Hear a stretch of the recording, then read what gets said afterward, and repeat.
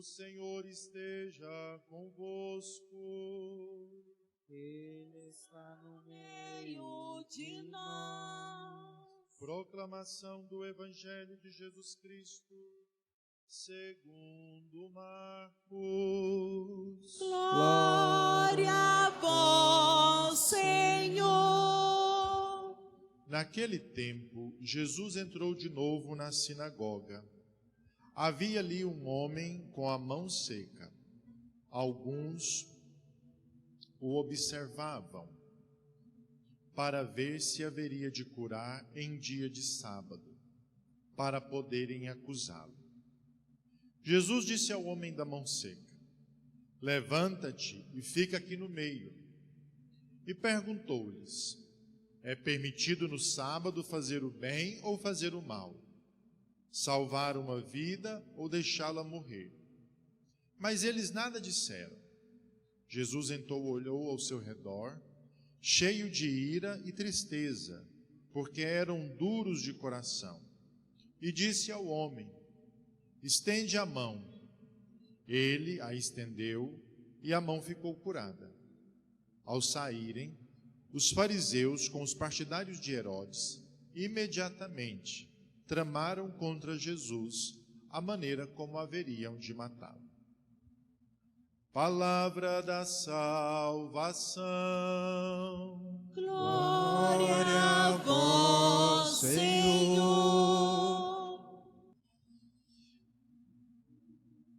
Uma saudação especial, antes de tudo, ao Padre João Aurélio, a quem nós temos grande consideração e estima, pelo fato de termos convivido já há bastante tempo, seja de época de seminário, seja ainda hoje como padres no mesmo presbitério. Então é alguém que nós temos como amigo, realmente, de fato, no presbitério, no clero diocesano.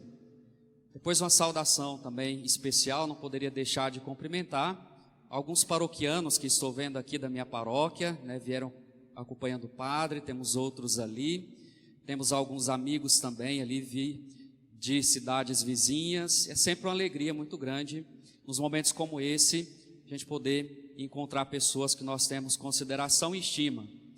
Não poderia também deixar de cumprimentar, claro, cada um de vocês, membros desta igreja, desta comunidade, que já se reúne já há alguns dias para celebrar essa festa dedicada a São Sebastião. Tiveram aí um período nas novenas rurais, tive a oportunidade de estar presente em uma delas, e agora já hoje celebrando o 6º dia, a 6ª novena aqui na cidade, dedicada ao padroeiro São Sebastião.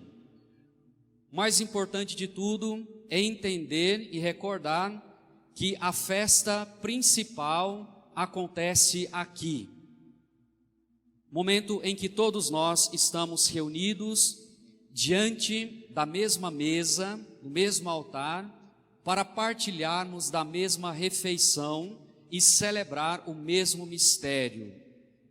É sempre o momento mais sublime e mais importante, sobretudo da nossa fé cristã, quando nós nos reunimos para celebrar a Eucaristia, ponto mais alto da nossa fé e da nossa espiritualidade. Primeiro, nós precisamos celebrar bem este momento, para depois, sim, celebrarmos o momento talvez da nossa confraternização, o momento mais social da nossa festa. Isso é importante porque nós somos convidados, antes de tudo, a sermos iluminados sempre pela palavra de Deus. Nós estamos ouvindo, no contexto sempre do tempo comum, esta liturgia ou os textos bíblicos sempre de forma corrente e contínua. Por isso gostaria de pegar como ponto de reflexão a primeira leitura e também o Evangelho, um ponto que nos ajuda a viver bem a nossa vida de fé. Na primeira leitura, já há alguns dias nós estamos ouvindo textos tirados do livro de 1 Samuel.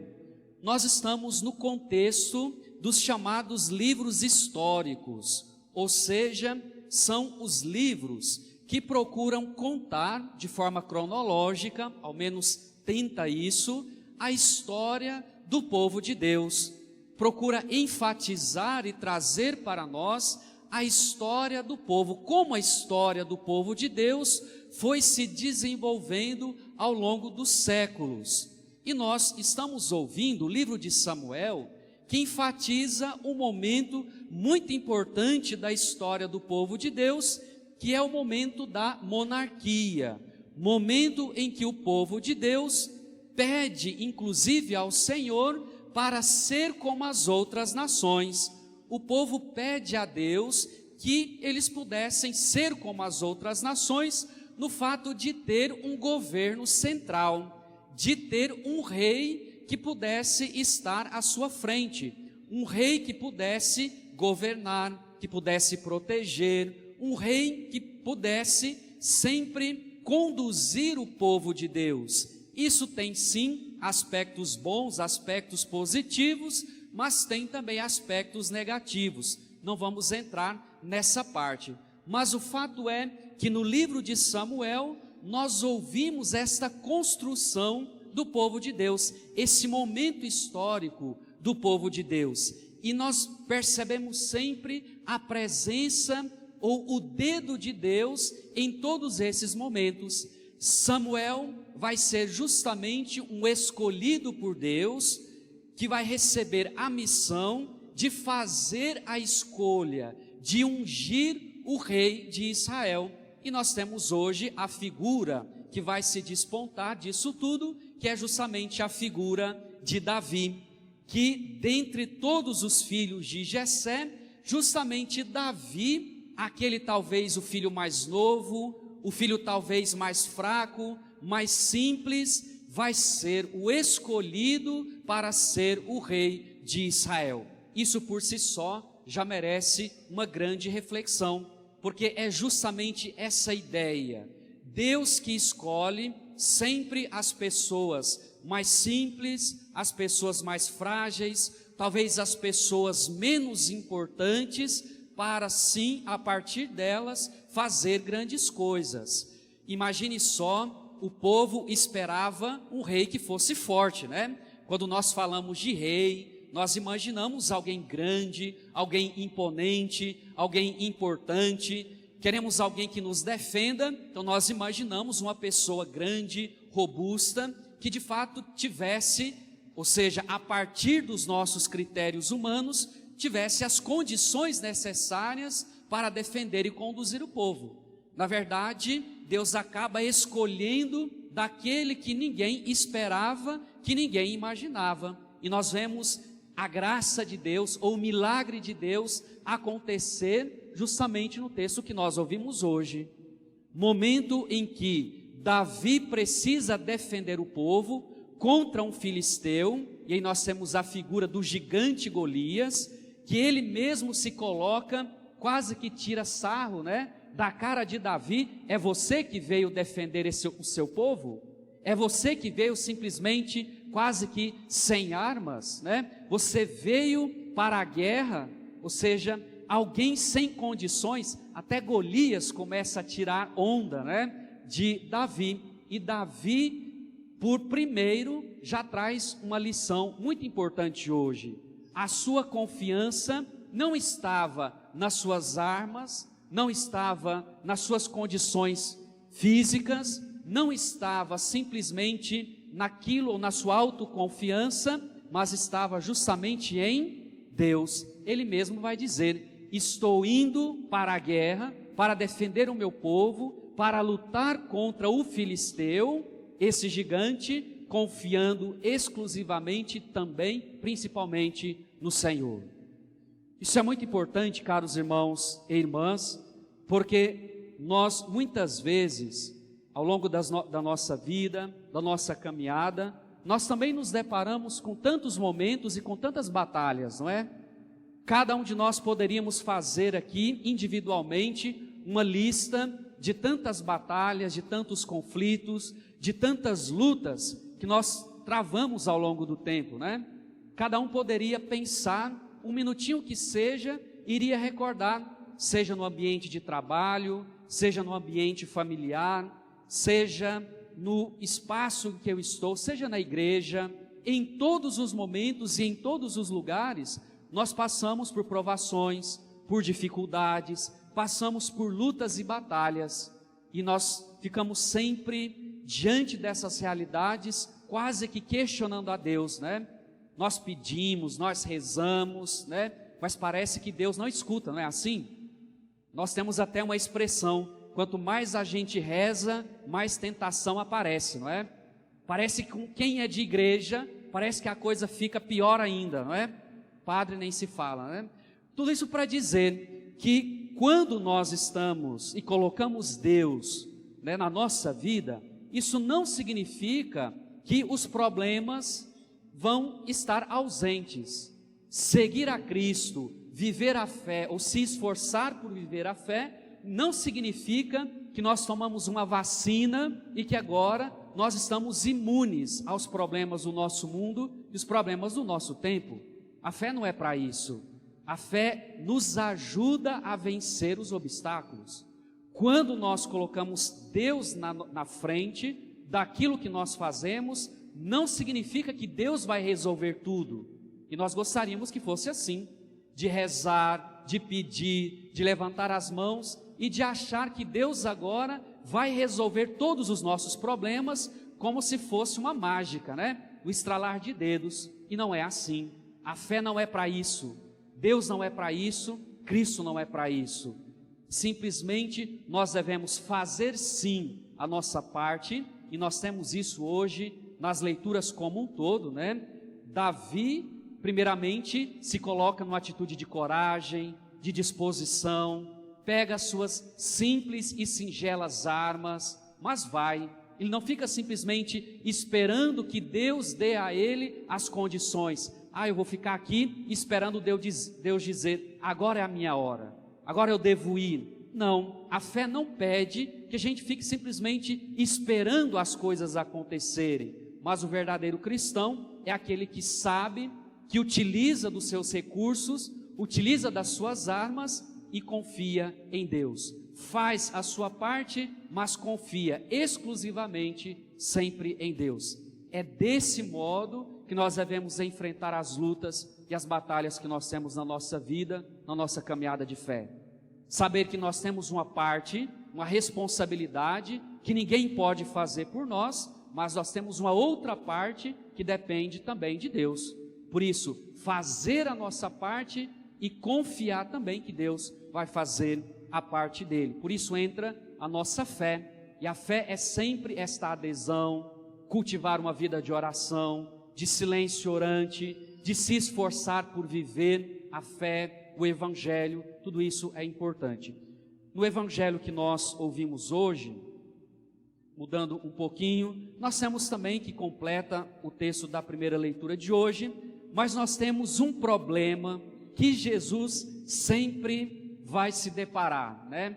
É a velha história, a velha luta que Jesus sempre travou com os fariseus, né? Os fariseus sempre querem impor a vivência da lei, a vivência da norma, e hoje Jesus se depara com um homem na sinagoga que possui uma deficiência, que possui ali uma limitação, e nós temos os fariseus que questionam Jesus: você vai curar esse homem justamente hoje, nesse dia?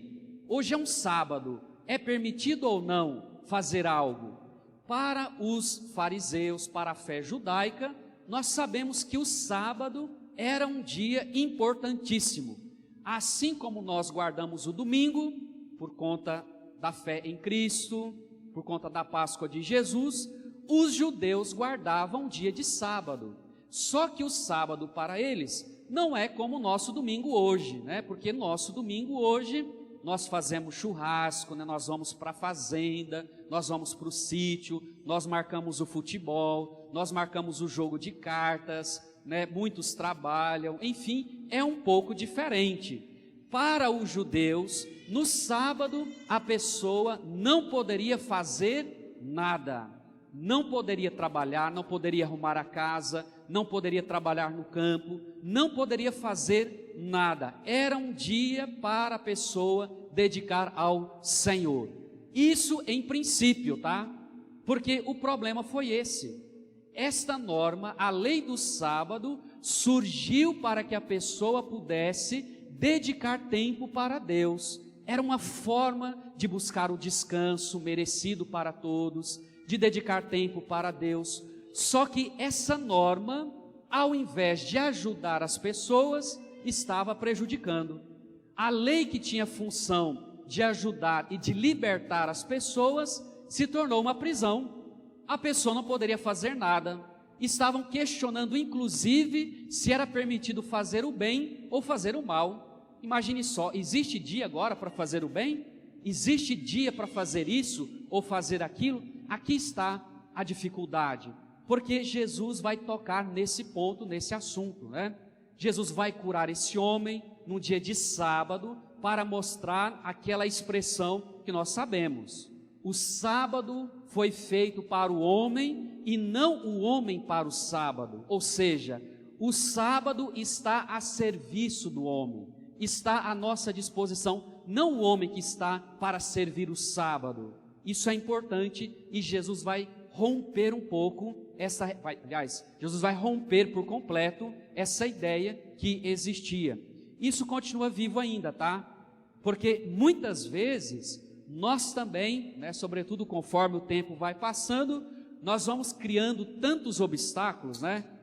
Nós vamos criando tantas normas, vamos nos apegando a tantos preceitos, vamos nos apegando a tantas coisas pequenas que começamos a questionar tantas realidades, né?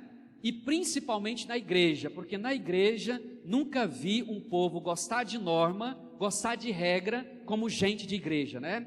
Maioria das perguntas do povo para o padre é saber se pode isso, se pode aquilo. Pode rezar com a mão levantada ou com a mão abaixada. Pode fazer isso ou não fazer aquilo. Ou seja, muitas vezes nós estamos muito mais preocupados se deve fazer isso ou fazer aquilo do que viver a fé. Quantas pessoas eu vejo hoje angustiadas na igreja e estão muito mais preocupadas do que rezar bem o Pai Nosso, estão preocupadas se deve ou não levantar a mão. Não somente olhando para ela, mas também olhando para quem está em volta. E ó, fulano está rezando de forma errada, viu? Vixe, o padre hoje errou isso aqui, o padre pode fazer isso aqui não, ó. Peraí, nós estamos na igreja para rezar ou para avaliar os outros, né? Nós estamos na igreja para colocar Deus no centro ou para que os nossos pequenos critérios, e eu não estou dizendo que eles não são importantes, mas eles não são decisivos. Nós somos muito mais preocupados com picuinhas, e aqui, desculpa, tá? Não estou querendo julgar ninguém não, tá? Mas só para dizer, muitas vezes nós nos apegamos a elementos pequenos da fé e esquecemos de viver a fé, que é o mais importante. É isso que a palavra e Jesus nos alerta. Jesus não está dizendo que o sábado não é importante, mas ele está dizendo, olha, o sábado está a nosso serviço, não é nós que estamos a serviço do sábado. Por isso, sempre pensar e refletir, né? O mais importante é sempre a nossa fé, a nossa adesão à pessoa de Jesus. Mais importante do que estarmos apegados a isso, a detalhes, nós devemos estar apegados à vivência da fé. Isso é difícil. Viver os critérios evangélicos, os ensinamentos de Jesus, isso é difícil. Isso é difícil colocar em prática. Isso é difícil viver no nosso dia a dia. Ser cristão dentro das quatro paredes da igreja é muito fácil. A gente coloca uma roupa diferente, coloca uma cruz no peito, aqui todo mundo se cumprimenta, não tem problemas de ficar discutindo com um e com o outro. O problema é quando a gente sai da igreja. Quando nós estamos de fora da igreja, que nos deparamos com gente chata, com gente difícil, com as pessoas do nosso ambiente de trabalho, da nossa casa, aí sim é difícil ser cristão. Aí de fato é difícil viver a fé. Aí é difícil colocar em prática o mandamento do amor. Ter paciência, né? Ouvir, saber às vezes ignorar certas situações, isso é difícil. E às vezes nós achamos que ser cristão é simplesmente observar coisas pequenas que às vezes vão surgindo e que muitas vezes é simplesmente modismo, de momento que acaba aparecendo. Que nós possamos, nesse dia de hoje, celebrando esta sexta novena, nós possamos permitir que o Espírito Santo possa agir em nós. Nós possamos permitir que cada palavra seja semeada no nosso interior como uma semente que precisa ser cultivada, que precisa ser regada para que ela possa crescer, germinar, crescer, mas principalmente produzir frutos de graça e de verdade. Louvado seja o nosso Senhor Jesus Cristo.